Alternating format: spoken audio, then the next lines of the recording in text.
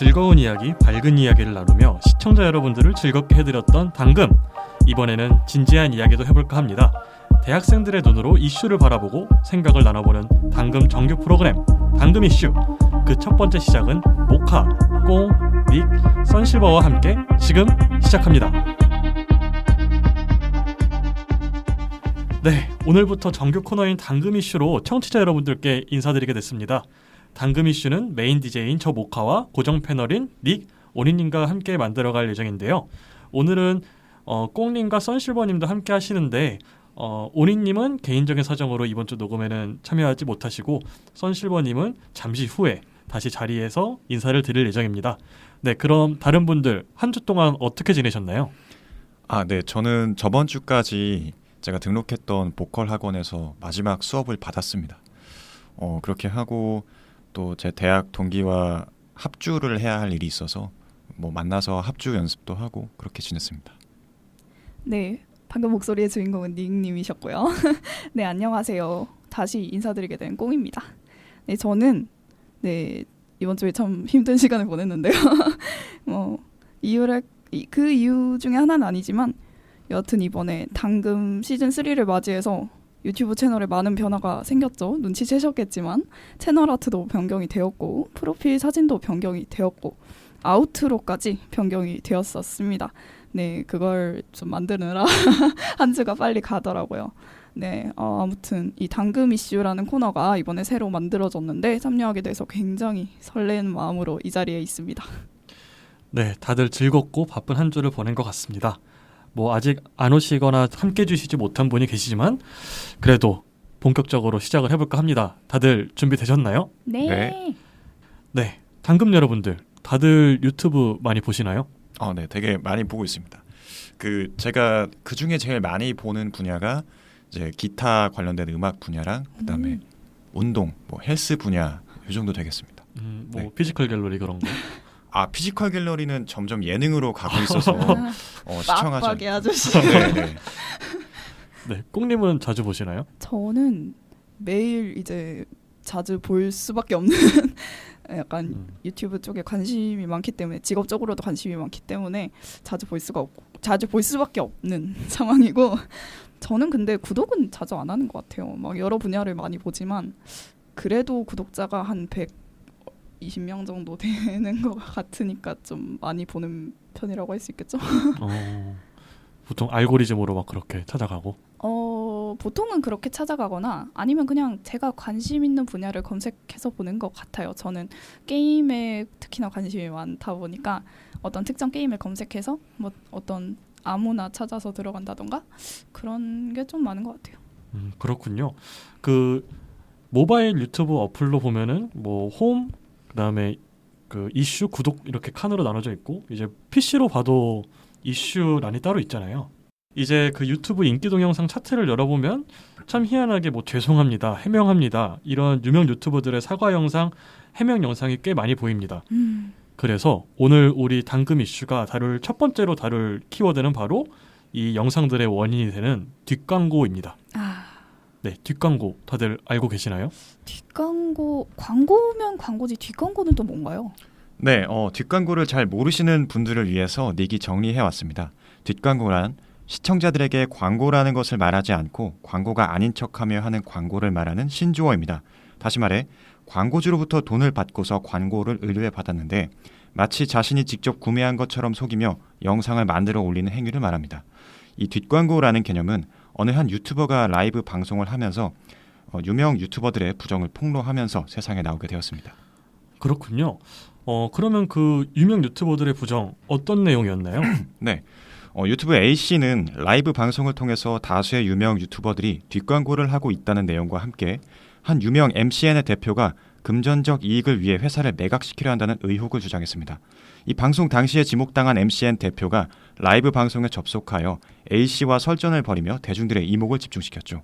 네, 라이브 방송 당시에 이 영상과 관련된 유명 유튜버들의 이름이 실시간 검색어 순위에 올라갈 정도로 많은 화제가 되었던 것으로 기억합니다. 슈퍼챗을 써서 대화를 했다 그런 내용도 기사로 올라왔고요.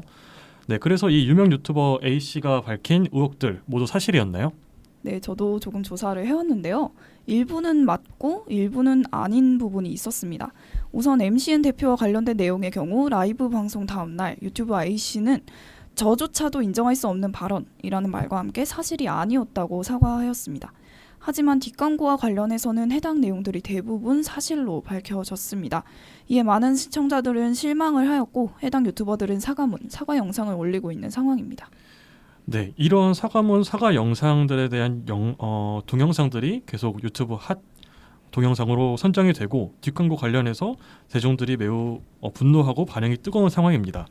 이 유튜버 A씨가 폭로한 유명 유튜버 외에도 뒷광고 사실이 밝혀져서 사과를 하거나 자숙에 들어간, 더 나아가서 은퇴를 선언한 유튜버들이 계속 나오고 있습니다. 이제 당근 여러분들이 즐겨보는 유튜버들도 계실 거고 아니면 알고리즘을 통해서 알게 된 유튜버들도 계실 텐데 그분들 중에서도 사과하거나 뭐 자숙에 들어가신 분들이 꽤 많으신가요? 네, 꽤 많습니다.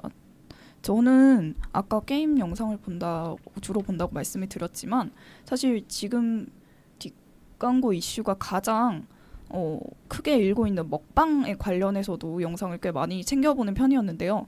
근데 정말 많더라고요. 제가 정말 검색창에 죄송합니다라고 치기만 해도 먹방 유튜버 분들이 이렇게 짜라라라 나오는 걸 보면서 실망감을 좀 금치 않았었습니다. 일단 이렇게 저희가 얘기하고 있는 와중에 선실버님이 오셨으니까 일단 자리에 안내를 해드리죠. 네, 이제 선실버님까지 자리에 함께 해주시게 되었습니다. 이제 저희가 뒷광고 관련해서 이야기를 하고 있었거든요. 혹시 뒷광고 들어보셨나요? 네, 저는 브이로그나 먹방 위주의 영상을 주로 봐서 뒷광고에 대한 이슈가 처음 나왔을 때는 진짜 놀랐어요. 저는 다 믿고 재밌게 봤었거든요.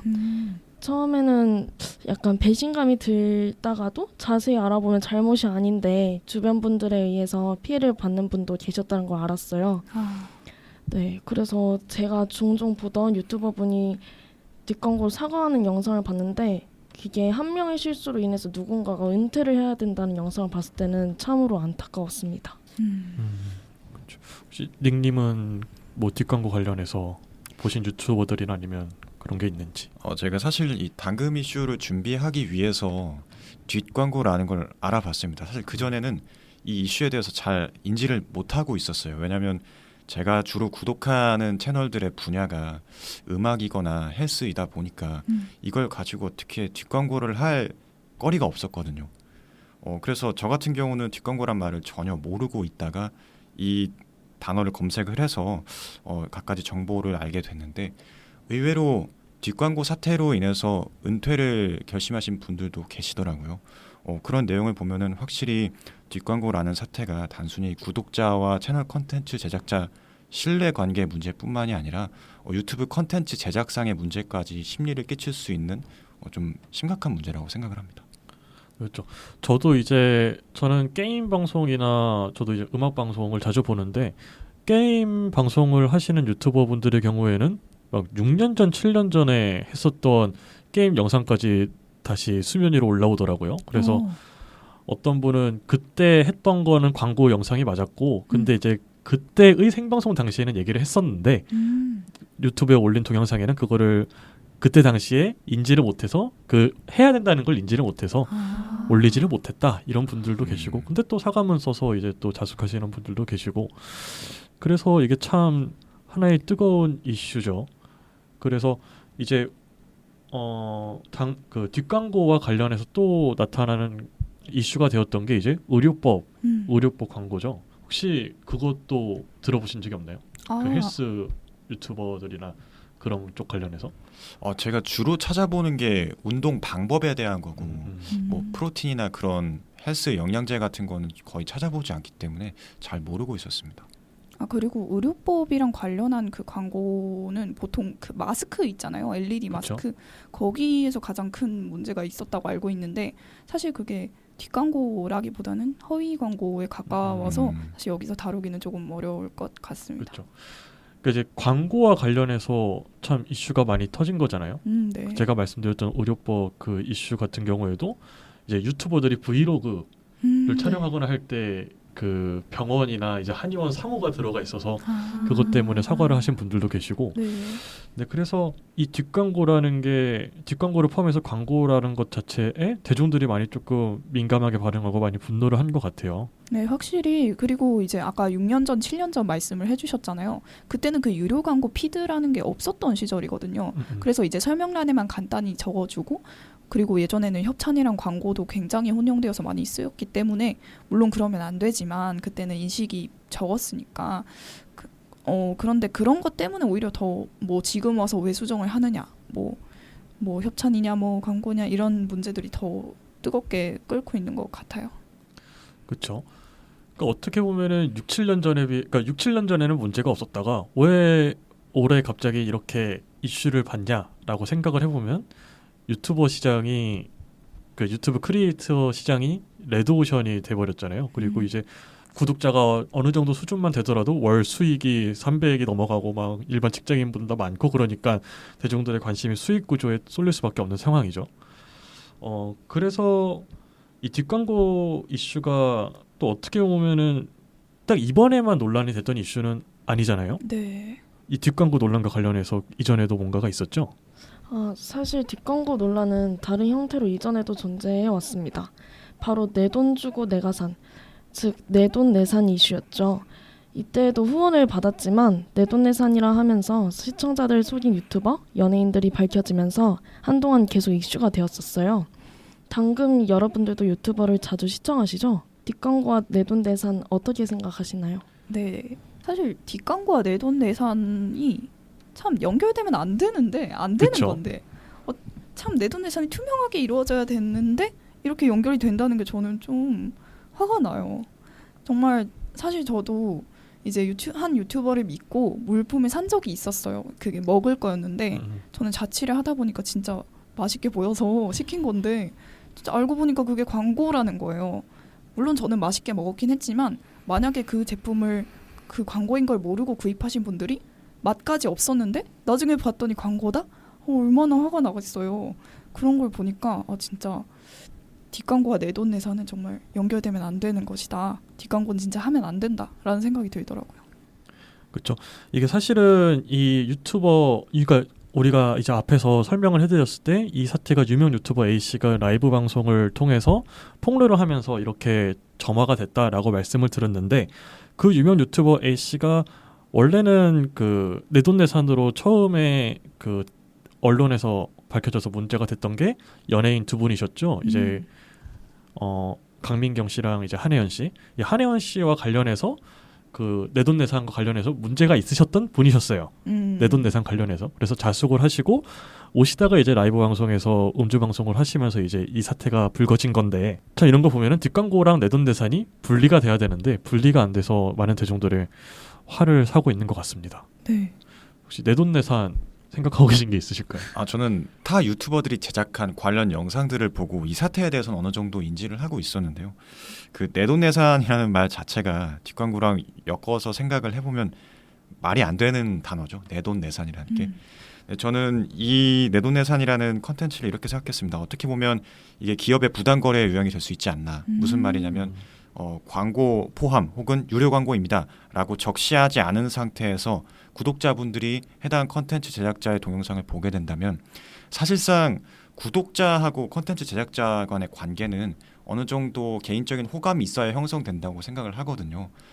그렇게 되면은 구독자분들은 그 영상을 봤을 때 단순히 영상 제작자가 제품을 홍보하게 되면 나는 저 사람이 마음에 드니까 저 제품도 괜찮을 거야 라는 좀 다르게 말하면 비이성적인 사고를 할 수도 있게 됩니다. 근데 유료 광고라는 표시 없이 이렇게 뒷광고 형식으로 가게 되면 기업은 이러한 사태를 중재하지 않고 계속 방조만 하게 됐을 때 오히려 소비자들이 자기 회사의 제품을 제대로 정보를 파악하지 않은 상태에서 구입할 수 있도록 유도를 하게 되는 거니까 명백히 부당 거래라고 볼 수 있을 것 같아요. 저는 그렇게 생각합니다.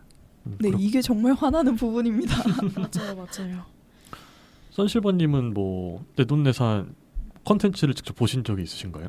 내돈내산 콘텐츠 저는 약간 먹방이나 브이로그를 좀 자주 시청하기 때문에 약간 뒷광고에 대한 배신감은 그렇게 많이 못 느꼈지만 약간 브이로그는 솔직히 일반인들이 많이 하잖아요. 그래서 저는 약간 내돈내산 다 믿고 보는 입장이라서 그렇게 생각은 안 들었지만 요즘 들어서 제가 좀 느끼고 있었던 거는 뒷광고에 대한 이슈가 나오고 나서 왠지 모르게 사람들이 광고 표시를 조금 더 열심히 하는 게 느껴졌어요. SNS에서도 그렇고 유튜브에서도 그렇고. 그래서 아무래도 내돈내산 내가 돈 주고 사야지만 확실한 리뷰가 나타나지 않을까라는 생각이 들었습니다. 아, 이것과 더불어서 요즘 광고 표시를 많이 한다고 하셨잖아요.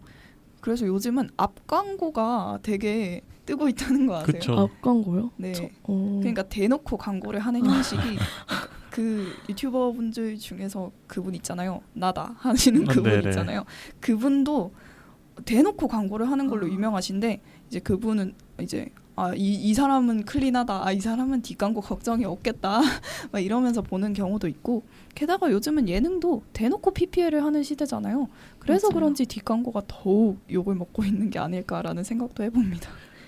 그래서 저는 또 이제 앞광고를 보면서 드는 생각이 이제 약간 많은 사람들이 얘기를 하는 게 유명인이 그 자기가 직접 골라서 산 것처럼 해가지고 지금 문제가 되는 거잖아요. 네, 그렇죠. 그럼 내가 좋아하는 유튜버들이 그러니까 이런 사태가 논란이 되기 이전에 앞광고를 했을 때랑 그거를 광고가 아니라고 했을 때랑 이 구매 의사가 확실히 차이가 있을까요? 그러게요. 차이가 있을까요? 저는 어차피 제가 좋아하는 유튜버가 앞광고를 했으면 우리 형이 광고를 하네? 사야지 약간 그럴 것 같은데 근데 그래서 저 이제 같아도 그럴 것 같아요. 다른 분들의 궁금하거든요. 왜냐면은 이제 뒷광고를 하신 분들은 그 뒷광고를 해야지 그게 더 매출이 나간다고 생각을 하니까 그렇게 했을 텐데 이제 우리가 어떻게 보면 20대고 주 연령층이잖아요. 유튜버들의. 그렇죠. 그래서 그걸 보시면서 실제로 소비를 할지 안 할지 그게 갈릴까요? 여러분들이 시청자들의 입장에서 봤을 때?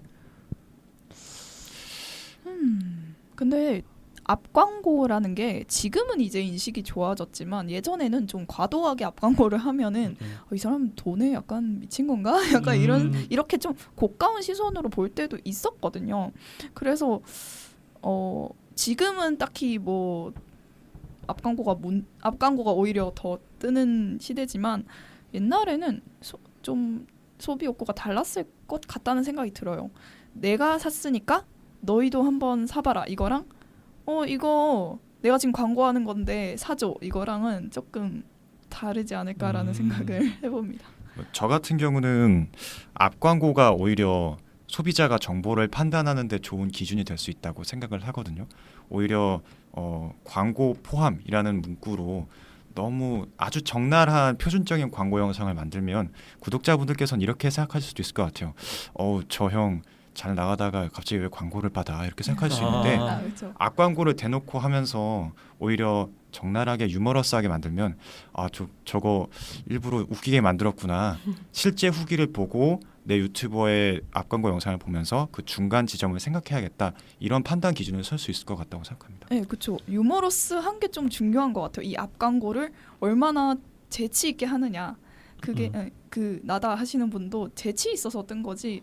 만약에 재미없고 그냥 대놓고 제품 설명만 주구장창 했으면 뭐 리뷰하는 사람도 아니니까 좀 사람들이 뭔가 좋아하지 않지 않았을까. 저도 최근에 놀면 뭐하니 예능 프로그램에서 이제 피, 이효리, 유재석 이렇게 나오잖아요. 싹쓸이. 네, 맞아요. 싹쓸이가 이제 그 뮤비나 뭐 촬영할 때 필요한 비용을 PPL로 막 광고를 많이 받는 장면이 나왔을 때 너무 재밌게 봤어가지고 그러니까 그런 점도 좀 앞 광고로 이렇게 하면 재밌구나 생각하면서 저도 따라 사게 될 것 같고 또 새우깡이었나? 이번에 매출이 확실히 처음으로 늘었다고 기사를 봤는데 그때 봤을 때 약간 이런 게 또 앞 광고의 장점이겠구나. 약간 유머러스하게 약간 풀면 이럴 수도 있구나 생각이 들어가지고 저도 그런 쪽으로 긍정적으로 바라보는 것 같아요. 네. 또 앞 광고의 긍정적인 예시가 그 채널 이름을 말해도 될지 모르겠지만 네. 문제가 되면 뭐 부인님이나 라피님이 알아서 처리를 해주시겠죠. 이거는 좀 그럼 제가 검열해서 티응틱이라는 아, 채널인데 네. 노래를 만드는 채널이에요. 근데 거기서도 이제 광고를 받으시는데 이분들은 광고로 이게 광고가 마치 그냥 노래만 봤을 땐 광고가 아닌 것처럼 이제 노래를 만들어 오시는데 나중에 보면은 아 이게 이런 광고구나, 오 사고 싶다 하는 영상들이 많거든요. 그래서 뭔가 정말 광고를 재치 있게 하는 거지만 창의적으로 하면은 사람들한테 더 좋게 받아들여지지 않을까라는 생각도 했습니다. 맞아요. 저는 그 생각도 듭니다. 앞광고를 엄청 재밌게 만들면 실제로 그 기업의 제품이 팔리지 않을지언정 홍보는 된다고 생각하거든요. 근데 기업 물건 제작자 입장에서는 당장 수익도 중요하겠지만 장기적인 관점에서 보면 홍보가 더 잘 되는 게 제품의 생명에는 더 중요하다고 생각을 합니다. 그래서 뭐 제품이 아주 많이 팔리진 않더라도 앞광고를 통해서 구독자분들이 그 제품을 인지하는 상황까지 오면 뭐 기업에도 좋고 구독자에게도 좋고 유튜버에게도 좋다고 생각합니다. 네. 맞아요. 네, 그렇죠. 그리고 이제 앞광고를 했을 때 이런 점이 좋겠다라고 우리가 얘기를 했지만 실제로 그러면 왜 앞광고를 안 했지라는 생각을 해보게 되면 부정적인 부분이 있었을 거 아니에요. 그러면은 왜 앞광고를 하지 않았을까? 그러니까 부정적인 원인이 무엇일까? 일단 저는 가장 드는 생각이 일단 처음에도 말씀해 주셨다시피 그 안 좋은 인식, 그냥 광고를 대놓고 이렇게 한다는 안 좋은 인식이 가장 큰 것 같고 다른 이유는 또 뭐가 있을까요? 제가 생각한 다른 이유는 나는 제가 만약에 엄청 좋아하는 A 씨를 형이라고 부른다고 치면 나는 이 형이 그냥 게임하는 게 좋은데 왜 이 제품을 광고하고 앉아있지? 이런 생각이 자꾸 들 것 같아요. 이게 광고를 한다라는 것 자체가 나쁜 게 아니라 이 형이 광고를 한다는 게 좀 싫은 거예요. 그냥 구독자들을 위해서 재밌는 컨텐츠만, 물론 광고도 재밌지만 재밌는 컨텐츠만 해줬으면 좋겠는데 광고를 해가지고 약간 싫다? 이런 거? 맞아. 저도 약간 보면서 약간 어울리지 않는데 이런 느낌을 받았을 때 약간 좀 어색하다라는 느낌이 있어서 그런 것도 있는 것 같아요. 저는 약간 비유를 하자면 제가 성당을 열심히 다녀요. 그래서 신부님과 친해졌어요. 근데 체험학습으로 어디 뭐 용주사나 절에 가게 됐어요.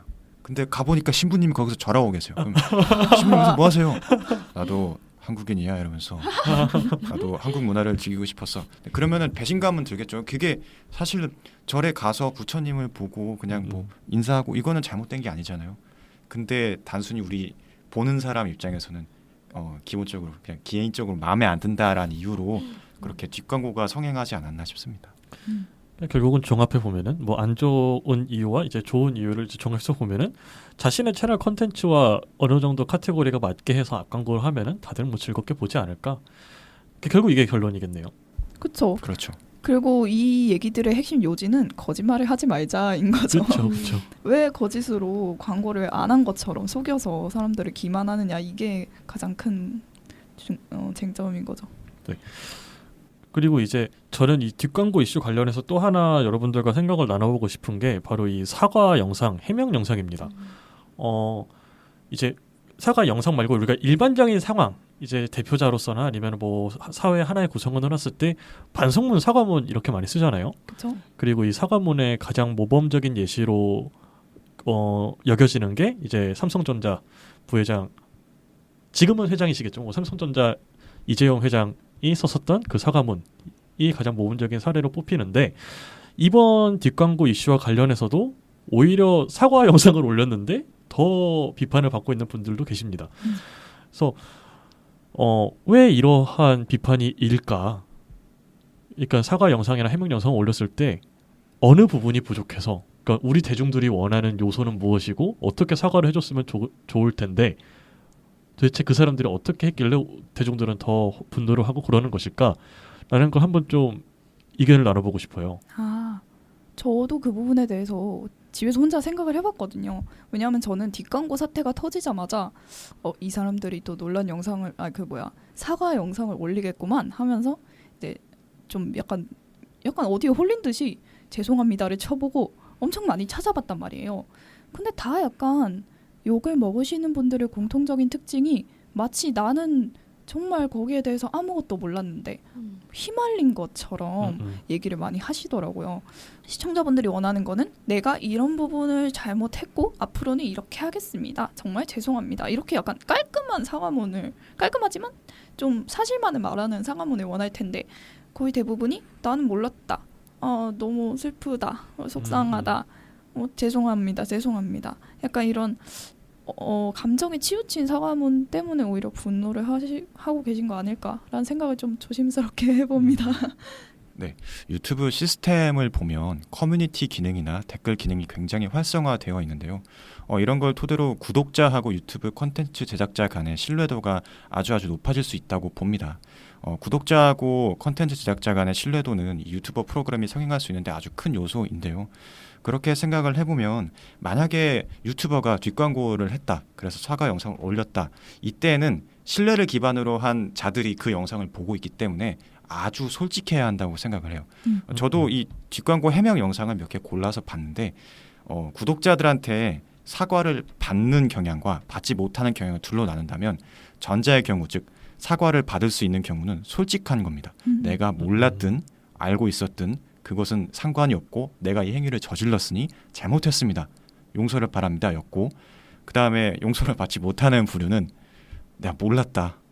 이렇게 당신 이런 상황이었고 이런 상황이었고 저런 상황이었고 말이 깁니다. 그쵸. 네, 그러면 상당한 비판이 있었어요. 결론은 이제 욕을 먹는 이유나 사과 영상을 올려도 반응이 좋지 않은 이유는 유튜버 제작자 자체가 솔직하지 못했기 때문이다라고 생각합니다. 저도 앞서 두 분이 얘기해 주신 것처럼 저도 제가 유튜브 채널이 있는 사람으로서 오. 몰랐었네요. 저는 이제 제가 올리고 싶은 거나 뭐 친구들이랑 놀았던 일상을 제가 일상 위주로 올리는데, 만약에 제가 그 사람들, 그냥 저도 구독자가 뭐 몇만 돼가지고 한다면, 만약에 뒷광고를 제가 한다고 했을 때 그 저를 바라봐주는 그 구독자분들한테 배신감, 그러니까 그분들이 배신감을 저한테 엄청 많이 느낄 것 같아요. 그래서 뭐 해명글을 올리든 뭐 반성문을 올리든 그걸 올린다고 해서 그 잘못이 다 없어지진 않을 거라는 생각이 들기 때문에 구독자랑 유튜버 그 두 사람 사이에는 믿음이 정말 중요하기 때문에 사과를 하더라도 좀 디테일하게 하거나 사과를 진심으로 하는 게 정말 중요하다고 생각합니다. 네. 저도 앞서 두 분의 의견에 저도 이렇게 얘기를 했지만 너무 동의하는 게, 제가 정말 진정성 있다고 느낀 사과 중에 하나가 정말 두 가지가 있는데, 하나는 실시간으로 시청자 피드백을 받으면서 실제로 우시면서 막 사과를 하는데 그게 너무 진정성이 느껴진 거예요. 왜냐하면 거짓이 없었거든요. 이게 사람이 눈을 볼 때 약간 거짓이 느껴진다고도 하잖아요.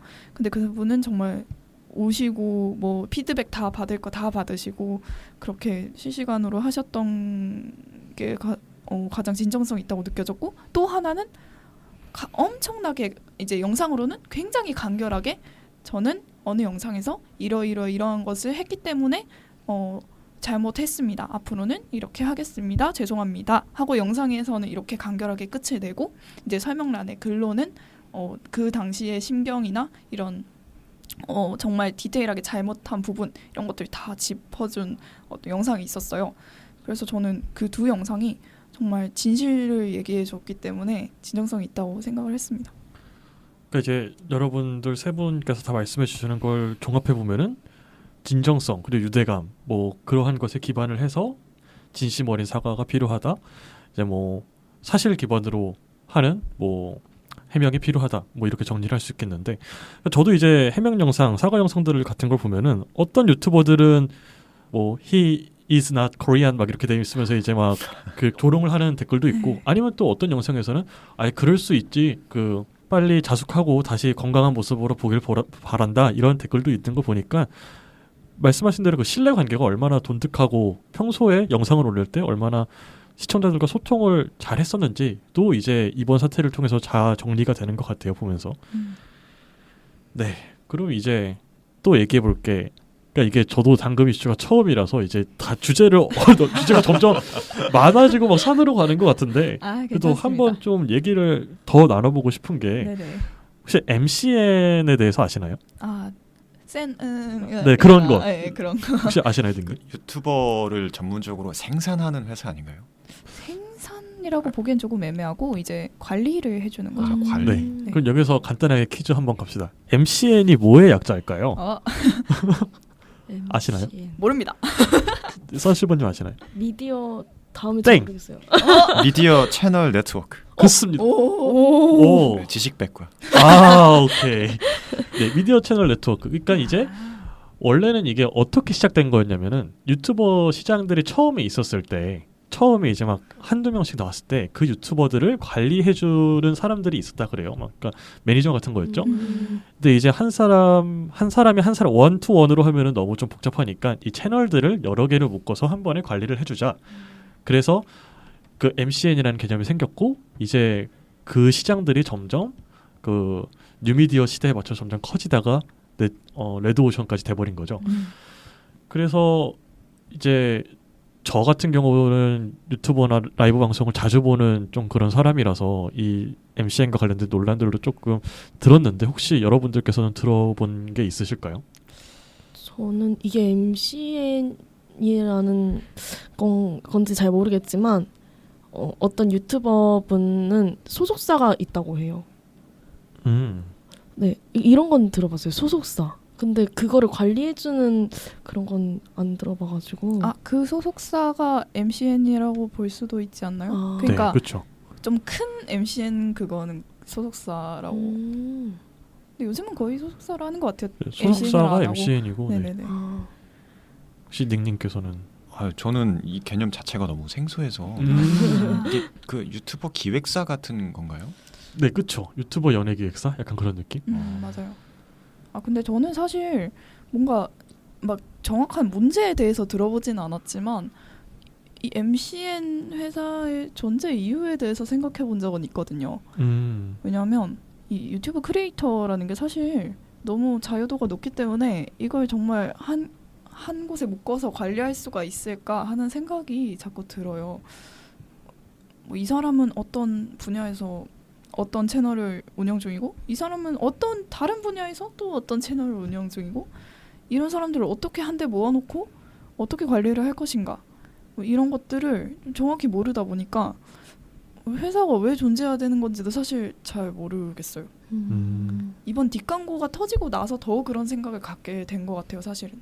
왜냐하면 그 센가 아니라 다른 소속사에서도 뭔가 사과문을 뒤늦게 발표한 경우도 많았고 뭔가 이런 뒷광고 논란이 터졌는데도 뭔가 사과를 안 하는 유튜버들이 많은데 그 유튜버들의 소속사가 또 어디이고 약간 그런 것들을 보면서 소속사가 과연 필요할까? 뭔가 조금 좀 문제가 될 수 있는 발언이긴 하지만 소신 있게 얘기를 해보자면 소속사가 정말 필요하다라는 인식을 만들어줄 수 있도록 좀 노력을 더 해야 되지 않을까라는 생각이 들었습니다.